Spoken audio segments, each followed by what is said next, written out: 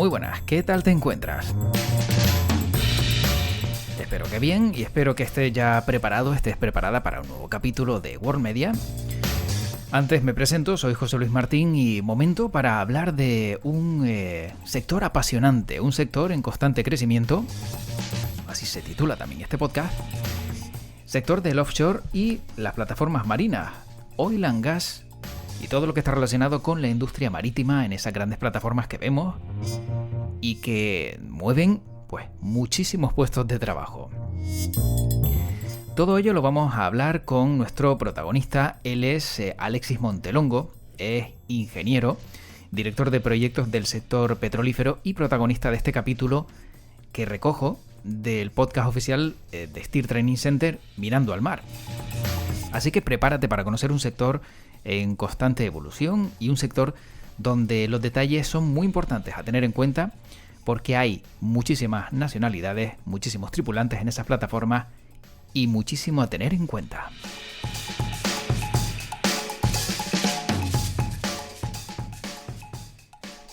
Alexis Montelongo es director de proyectos del sector petrolífero, licenciado en máquinas navales y docente. ¿Qué tal? ¿Cómo estamos?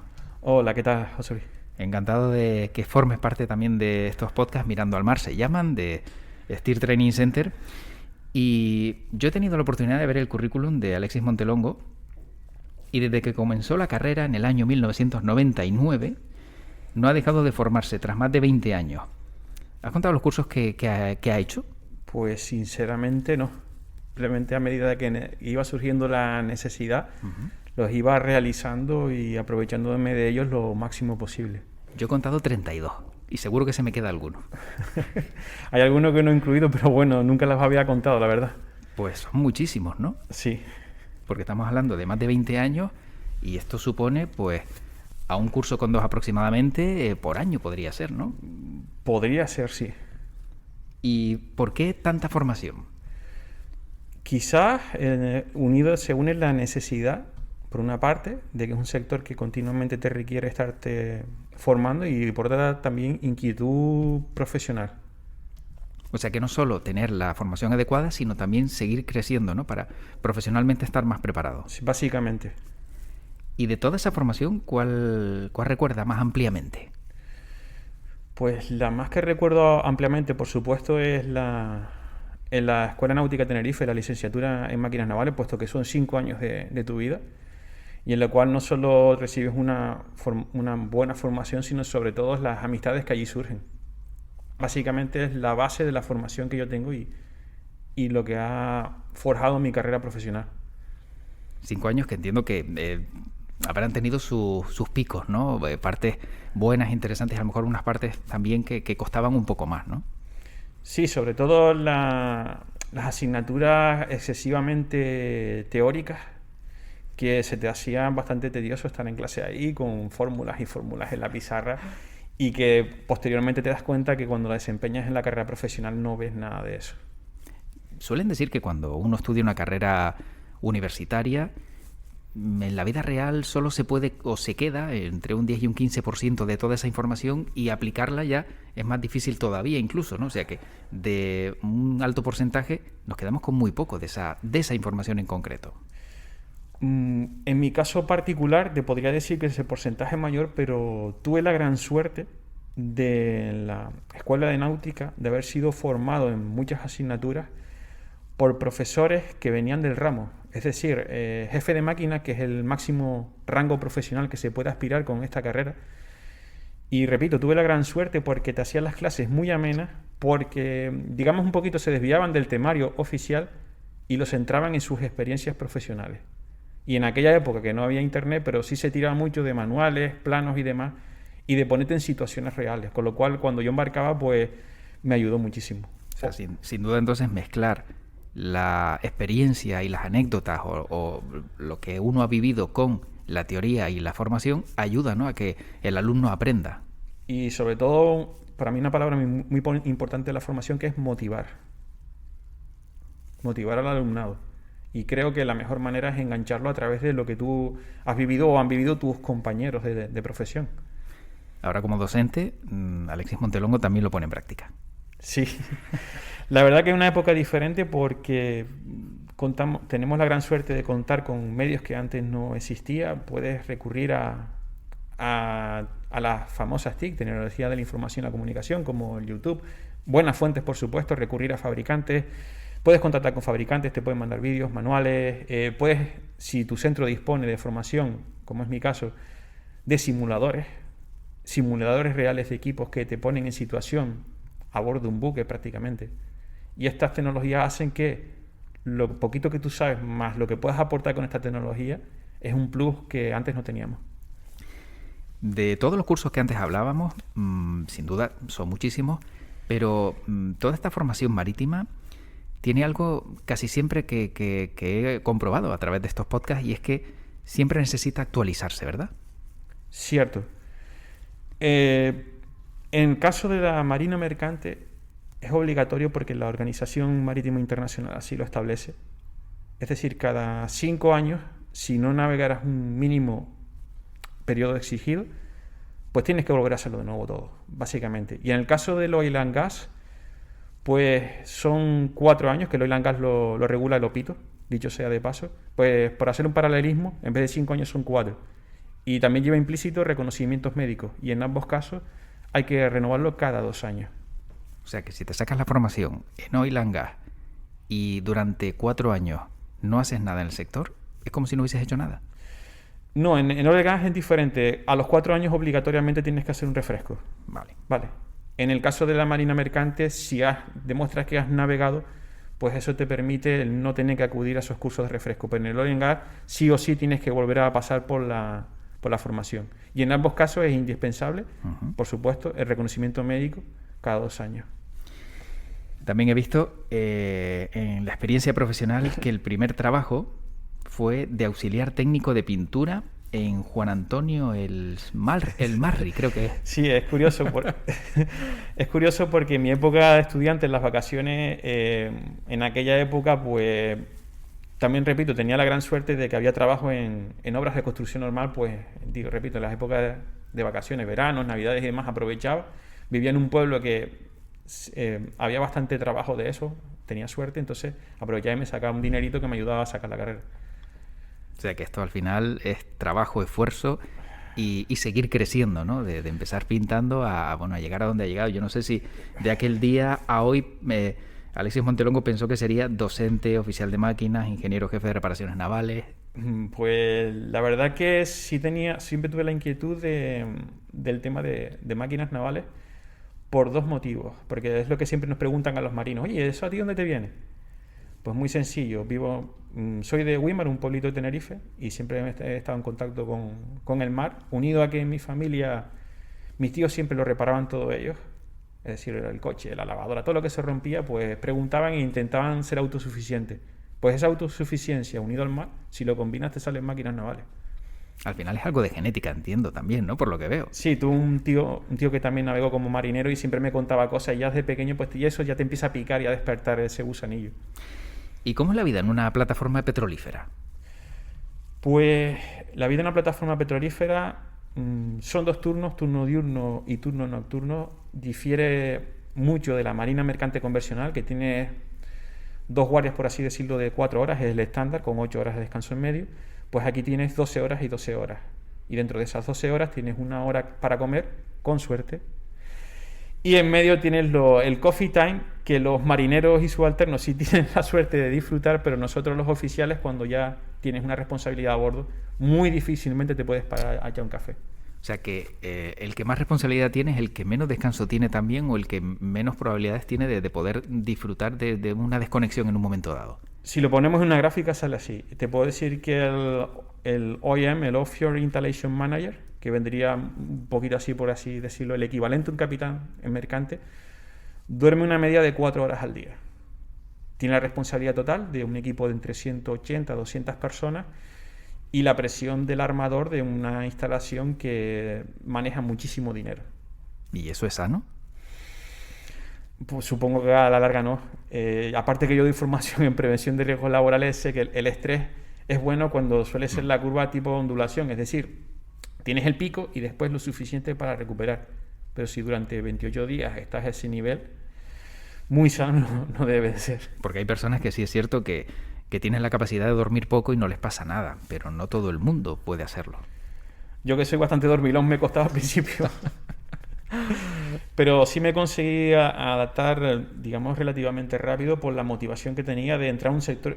Logré entrar en un sector que cuesta al principio entrar, hay que decirlo, que las personas piensan que es llegar a hacer un curso y ya está, y no, lleva más esfuerzo detrás. Pero una vez dentro te motiva y si realmente te gusta, pues un poco pues tiras para adelante y con esfuerzo pues te acabas adaptando. Pero es difícil entrar en digamos, puestos altos, ¿no? Entiendo que a lo mejor puestos básicos no es tan sencillo porque con una formación sí se puede entrar. A lo mejor reparación naval o todo lo que hace Alexis Montelongo, a lo mejor sí tiene un poco más de coste. Para que los oyentes no lo entiendan, sobre todo si no conocen nada, dentro de una plataforma no hay que olvidarnos de que es un barco.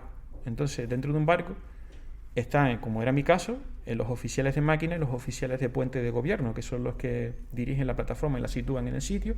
Estamos los de máquinas, que proveen servicios, es decir, que haya luz, que haya agua, que haya propulsión, que no falte de nada. Y después están los otros 3 departamentos, que son el de seguridad, el de perforación y el de subacuáticos. Vale. Esos 3 departamentos, llamémoslos no marinos, requieren un acceso y una formación diferente. E incluso el personal de marinería, en el cual el punto indispensable para todos es el tener la formación OPITO, de Oil and Gas. Cualquier persona que pise una plataforma tiene que tenerlo, por motivos de seguridad laboral. A partir de ahí, si eres marino, tienes que tener la carrera universitaria, más los periodos de embarque y demás. Y por otro lado están los no marinos, por así decirlo, que ya es formación interna de la empresa o experiencia previa relacionada, porque a nivel internacional no hay una formación reglada que te diga que para tú ser perforador u operador de un robot submarino tienes que tener tal carrera o tal formación profesional. Y aquí va un poco lo que tú hayas hecho más, una vez dentro, lo que la empresa te aporte. Se entiende. ¿Cuánto tiempo de media se pasa en una de estas plataformas?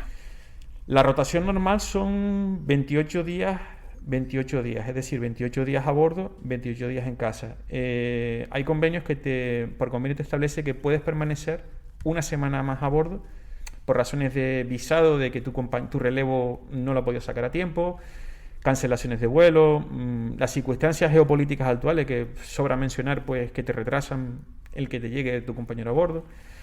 Y después está la élite, que yo lo llamamos la élite, que son los que navegan en el mar de Norte de Noruega, pero tienen bajo convenio noruego. Ellos están 2 semanas a bordo y 4 en casa. Vaya.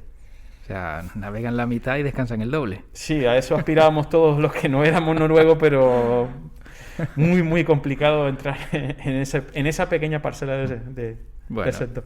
Ellos tienen esa ventaja, pero nosotros tenemos sol en Canarias y buena temperatura, ¿no? Que en Noruega quizá a lo mejor no lo tienen, no es igual. No, y el mar del Norte es bastante complicado. Claro, sí, entonces tiene su motivo. Tiene su explicación. ¿No? Claro.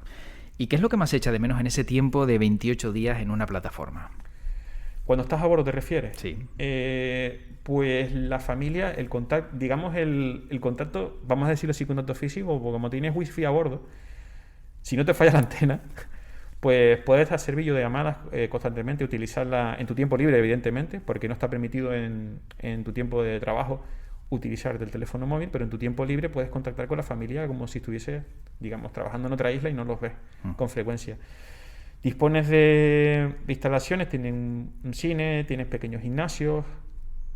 Entonces quizás la vida no se hace tan dura como la marina mercante, incluso las plataformas hace 30 años. Claro. Sí, el no tener el contacto sobre todo con la familia o amigos era lo peor, ¿no? Los hijos, los padres... A nivel psicológico. Claro. Ahora ya, gracias a las videollamadas, por lo menos los ves, no los puedes tocar, pero por lo menos ves y ves que están bien, que eso también da tranquilidad, ¿no? Sí, o no solo hay una palabra, sino simplemente ver la sonrisa de un ser querido, pues ya te anima bastante. Si ponemos el foco en la industria offshore, ¿cómo de importante es este sector? Pues es el punto de partida para un bien esencial que nos permite vivir, que es la energía. Sobra decir que es energía fósil, pero por ejemplo en Canarias tenemos una dependencia muy alta de las energías fósiles. Entonces, si la prospección, que digamos es la segunda etapa de la obtención de petróleo en el mar, pues sería muy complicado, por ejemplo, vivir ahora aquí en Canarias.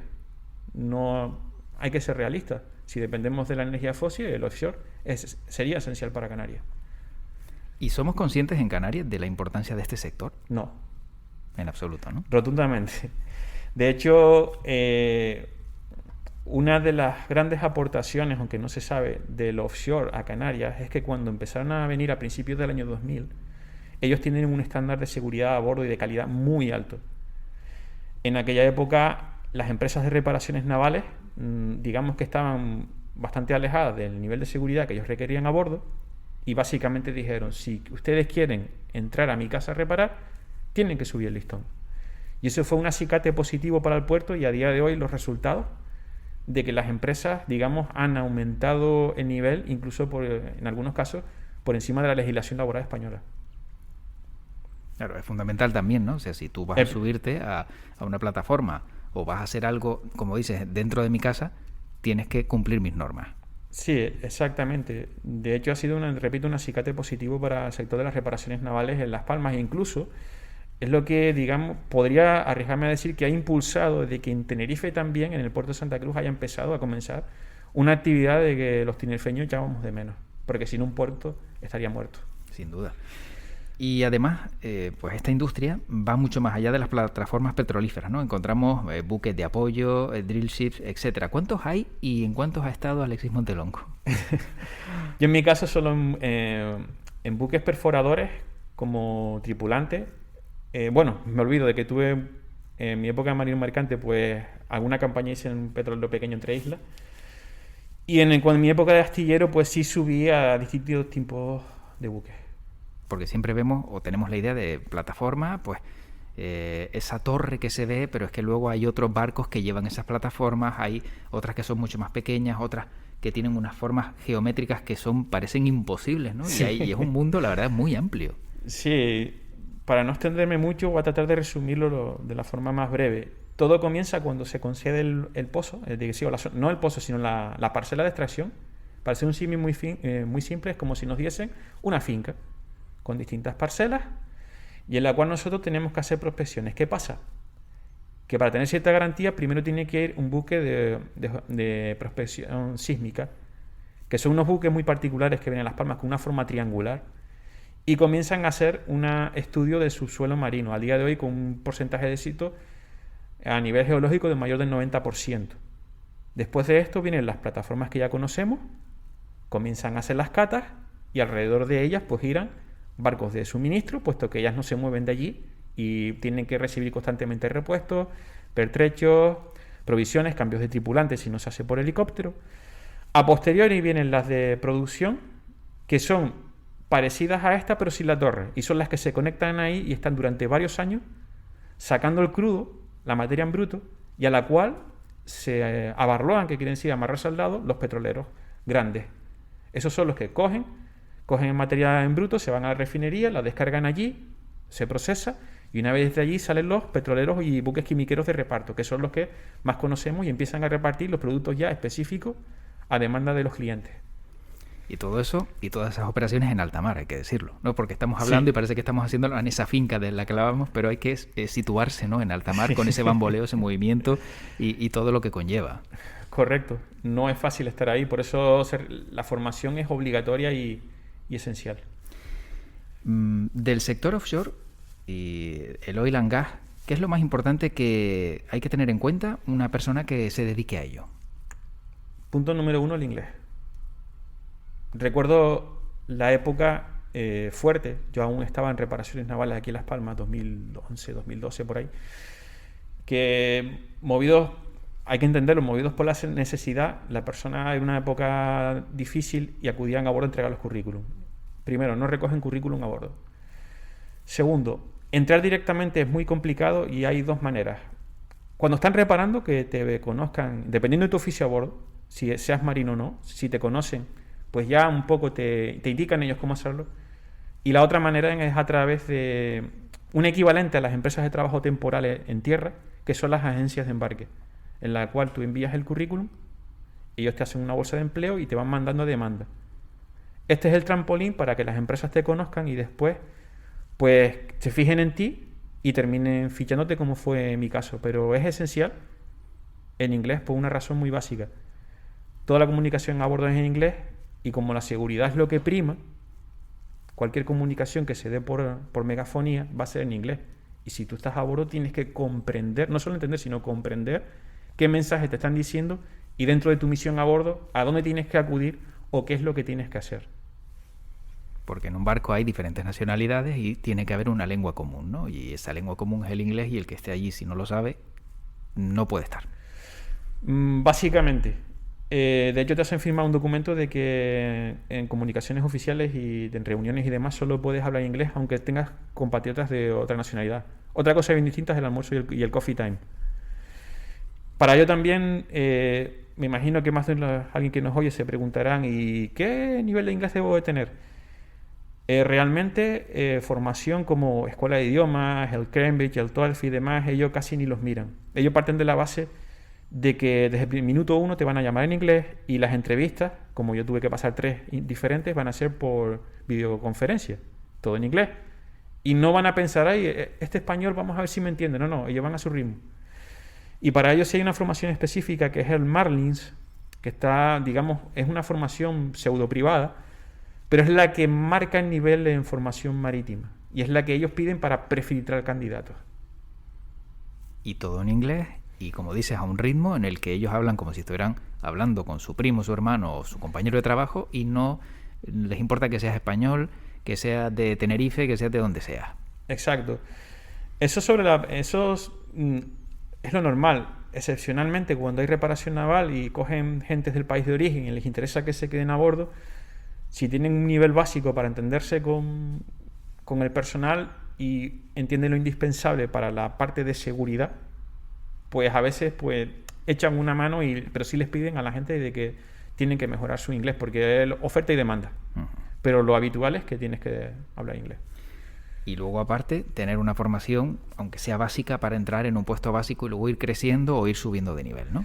Sí, aquí como decía antes, distinguimos marinos y no marinos. El marino tiene su carrera igual que en un buque mercante y los no marinos pues tienen la formación interna de empresa en función de la posición que ocupen a bordo y cuál sea el máximo nivel a alcanzar. Y volviendo a esa formación de la que hablábamos antes y en la que en el currículum figuran tantos cursos, me gustaría volver a incidir por qué es tan importante estas actualizaciones. Pues las actualizaciones vienen dadas porque la formación en prevención va cambiando, va evolucionando con el tiempo, aparecen mejoras y la mejor manera es que la gente se recicle. Y mientras que en marina mercante, si navegas, puedes que no tengas que volver a repetir, si acumulas el periodo de navegación obligatorio, en el petróleo son más estrictos y te dicen, oye, usted cada 4 años o hace el refresco y se acabó. ¿Cabe la posibilidad, pensando, de que hagas el refresco y no digo te suspendan, pero existe algún problema a la hora de hacer el refresco y que ese refresco no se te dé bien y te tiren para atrás? ¿O estamos hablando de formación que simplemente tienes que hacerla, recordarlo y ya se queda como justificado que la has hecho? No, tienes que volverte a examinar. De todo. Sí, de hecho, yo empecé a ir a Escocia, que digamos que fue en Aberdeen, que ha sido históricamente el punto de partida de todo esto, no a nivel de prospección, sino a nivel logístico, de apoyo y formativo.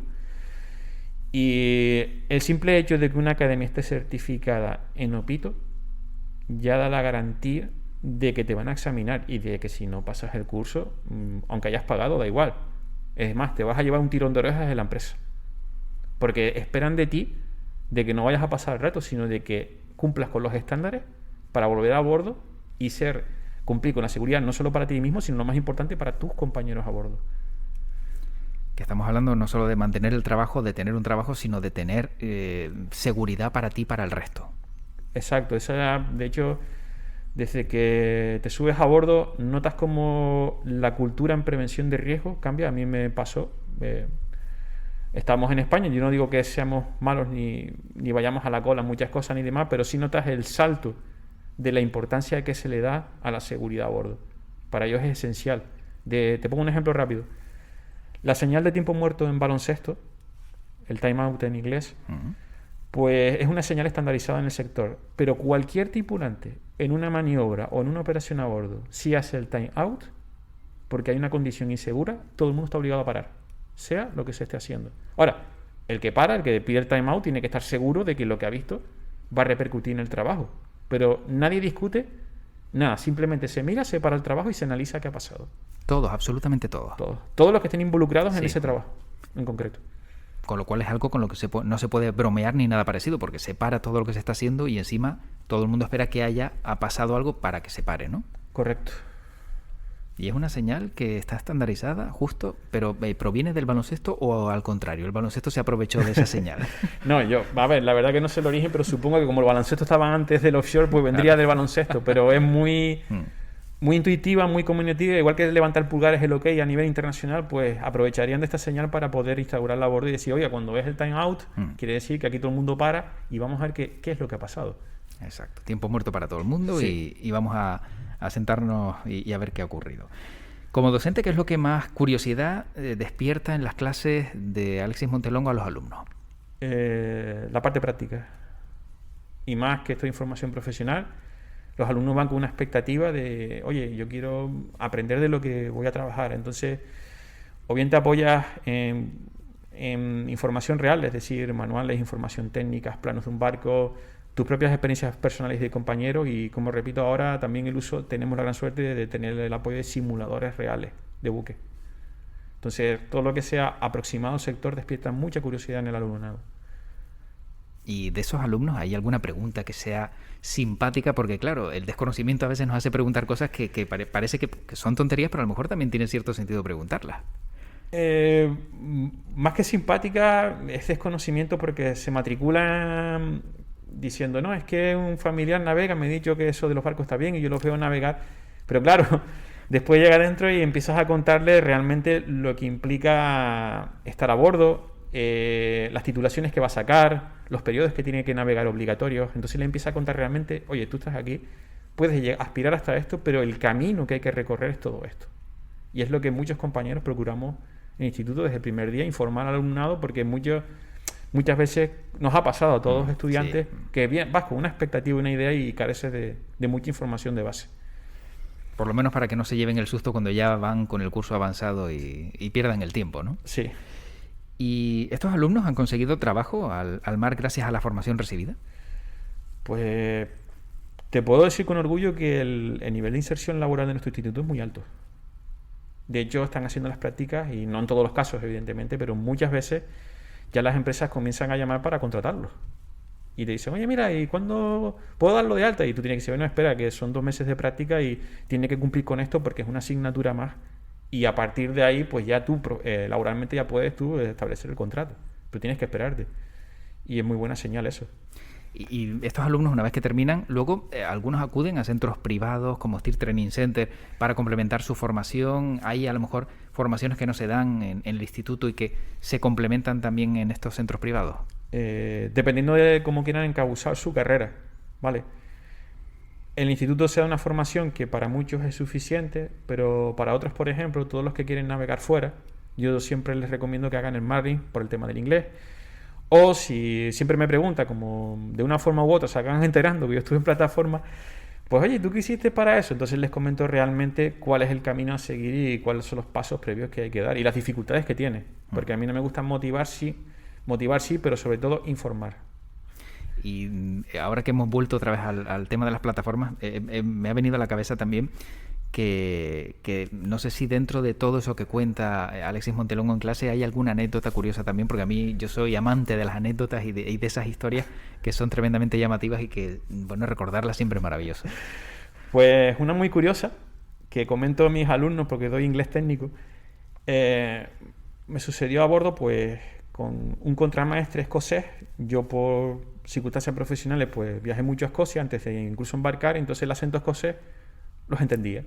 Pues nos fuimos para el puente para poder embarcar un contenedor de repuestos para la máquina y el oficial de puente era irlandés. Comenzaron a hablar entre ellos y yo al irlandés lo entendí un 15%, un 10-15%.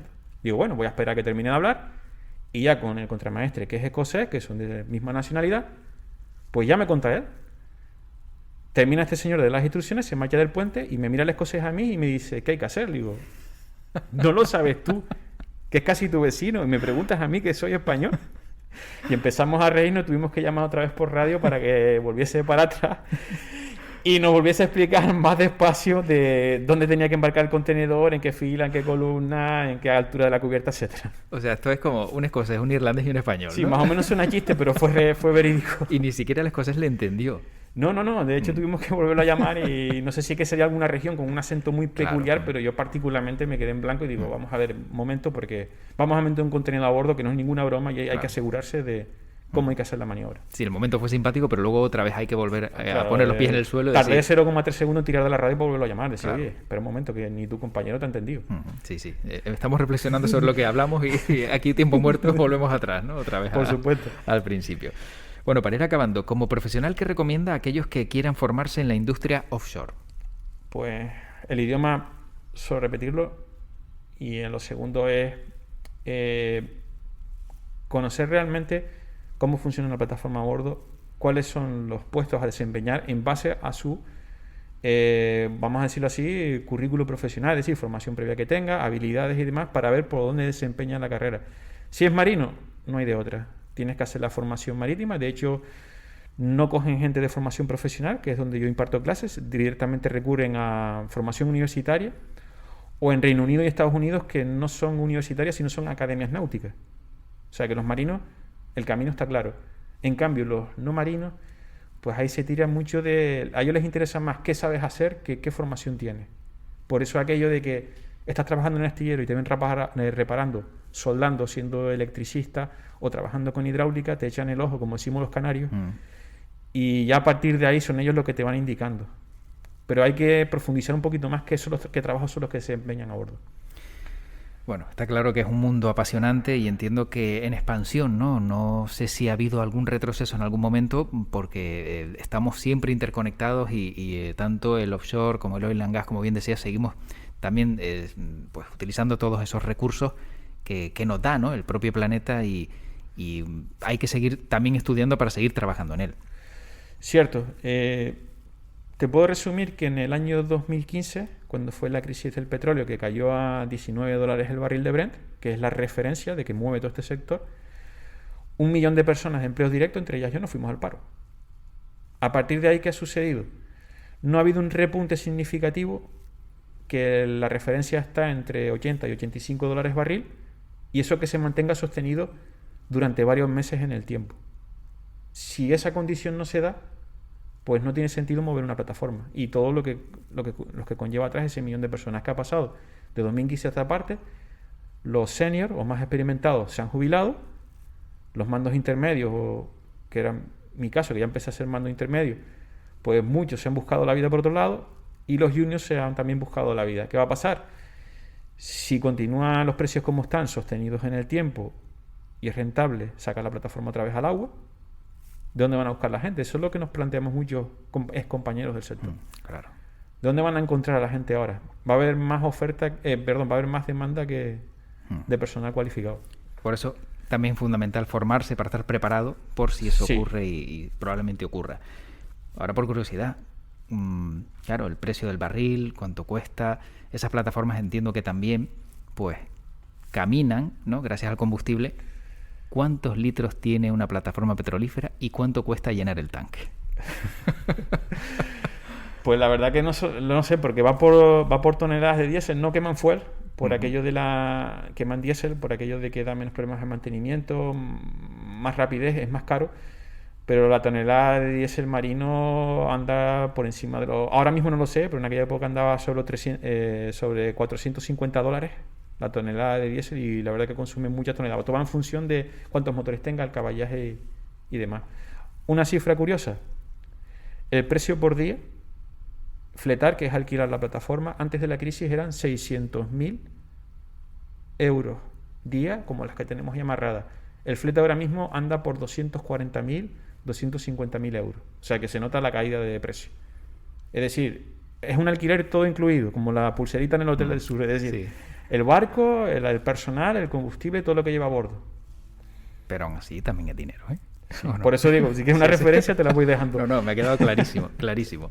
Bueno, la última pregunta que siempre formulamos en este podcast es relacionado con esa experiencia, pero también con qué hay más allá. Y la pregunta es, ¿qué ve Alexis Montelongo cuando mira al mar? Pues la verdad que cuando miro al mar siempre, a pesar de que ahora forma futuros profesionales de algo que me encanta, pues siempre el marino siempre tiene nostalgia de volver o nostalgia de acercarte al puerto. Ahora tengo la suerte que llevo a mi hijo a ver las plataformas, a ver los barcos, y quieras o no siempre te empiezan a venirte recuerdos a la mente. Yo sobre todo cuando miro al horizonte lo que veo es tranquilidad. Tranquilidad. Es de las pocas cosas que me hacen no pensar en nada. ¿Y la descendencia va a seguir el mismo camino que la del padre? Ni idea. Yo solo os pido que haga lo que él considere y que sea feliz. Sin duda. El mejor camino. Alexis Montelongo, ingeniero, director de proyectos del sector petrolífero, licenciado en máquinas navales y docente. Gracias por habernos explicado un poco más en qué consiste el mundo offshore, el oil and gas y todas esas experiencias también a través de una amplia experiencia, como decíamos antes, y tantos cursos, 32 nada menos, seguro que alguno más, en este mundo tan amplio del sector marino. No, gracias a ti y ha sido un gran placer. Gracias, hasta luego. Hasta luego. Bueno, lo dicho, seguro que has aprendido mucho más de la forma de dirigirse en esas plataformas, unos a otros, también de lo importante que es el inglés, si quieres trabajar en un mundo como ese, y que te abre muchísimas posibilidades, muchísimas puertas. Te recuerdo, como siempre, que me encuentras en las redes sociales como World Media Spain, a mí no, a World Media, a mí me encuentras como José Luis MRTN, así de sencillo, el apellido Martín sin vocales, y que me puedes seguir si así lo deseas. Y también todo lo que hagas para que este podcast llegue cada día a más gente, pues yo encantado, porque así seremos muchos más y te lo agradezco enormemente. También te recuerdo que si quieres saber un poquito más sobre formación, el centro marítimo Stier.es, pues te la ofrece en su página web, al igual que la cantidad de cursos que tienen, así como también pues en el correo info@stier.es. Me despido, soy José Luis Martín, el de antes, José Luis MRTN, pero esta vez con vocales, y te deseo lo mejor. Y como siempre también te deseo que tu podcast te acompañe. Hasta un siguiente capítulo.